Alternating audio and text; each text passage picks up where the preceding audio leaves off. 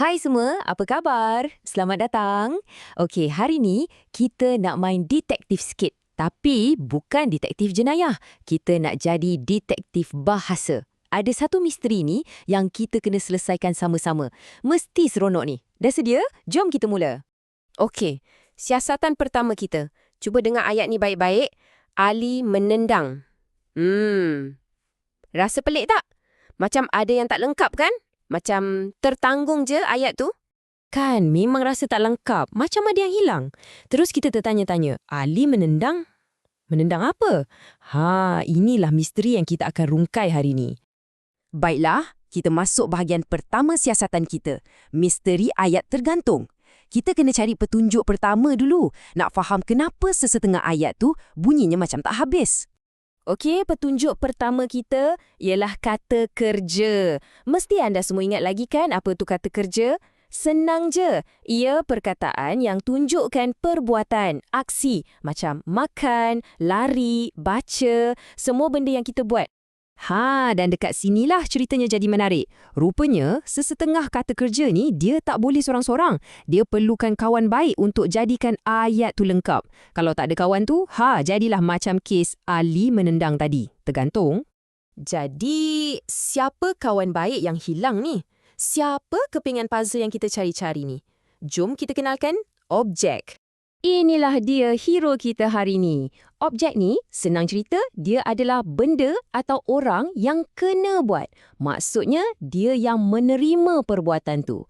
Nak cari dia, senang sangat. Lepas je kata kerja, kita tanya soalan apa atau siapa.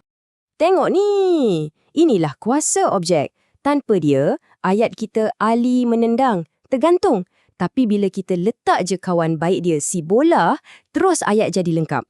Ali menendang bola. Kita tanya, menendang apa? Jawapannya, bola. Kan dah jelas? Misteri selesai. Sebenarnya kan, kata kerja yang wajib ada kawan ni, dia ada nama saintifik dia. Kita panggil dia kata kerja aktif transitif. Wah, bunyinya macam susah kan? Tapi jangan risau, maksud dia senang je. Kata kerja yang mesti ada objek. Itu je. Okey, sekarang kita dah tahu rahsianya. Jom kita latih sikit skill detektif kita ni. Kita bedah siasat beberapa contoh lagi nak bagi betul-betul faham. Baiklah para detektif, sila lihat fail kes kita. Contoh pertama, ayah membaca. Kita tanya, membaca apa? Surat khabar. Jadi surat khabar tu objek.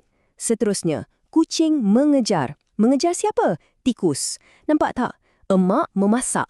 Nasi lemak. Cikgu mengajar murid-murid. Adik melukis gambar. Dah nampak kan corak dia? Setiap perbuatan mesti ada penerima dia. Wah, hebat. Nampaknya semua dah faham ni. Okey, kalau dah faham, jom kita buat satu ujian. Sekarang, giliran anda pula jadi ketua detektif. Dah bersedia? Kes nombor 1. Ayatnya berbunyi, polis itu menangkap pencuri.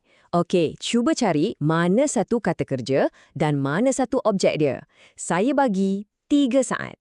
Fikirkan.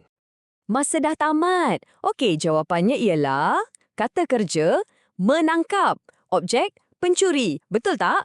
Sebab polis tu menangkap siapa? Dia menangkap pencuri. Syabas, detektif. Kes pertama berjaya diselesaikan. Okey, jangan rehat dulu. Kita teruskan. Siasatan kedua. Dengar ayat ni. Kakak sedang menyiram pokok bunga. Cepat-cepat. Mana kata kerja, mana objek? Dan jawapannya, sudah tentulah. Kata kerja menyiram. Objek, pokok bunga. Sebab kakak menyiram apa? Pokok bunga. Wah, anda memang bijak. 2 kes dah selesai. Hebat! Okey, yang ni lain sikit. Sekarang, anda bukan je detektif. Anda kena jadi penulis cerita pula. Saya bagi ayat tak lengkap, anda tolong lengkapkan. Ayatnya, murid-murid menghias. Menghias apa agaknya ya? Sebenarnya, banyak jawapan boleh diterima. Mungkin, murid-murid menghias kelas. Boleh. Atau, murid-murid menghias pentas. Pun boleh. Selagi jawapan anda logik, ia adalah objek yang betul. Nampak tak? Kreatif sungguh detektif kita ni.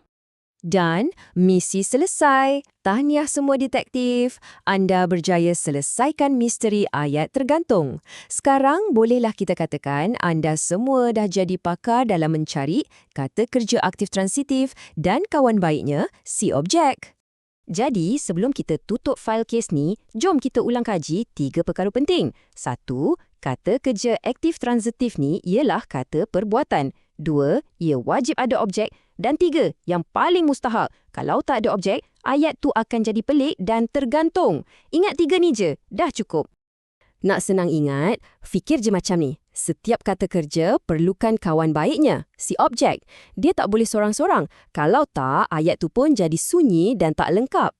Okey, sebelum kita bersurai, saya ada satu lagi cabaran terakhir untuk detektif-detektif hebat sekalian.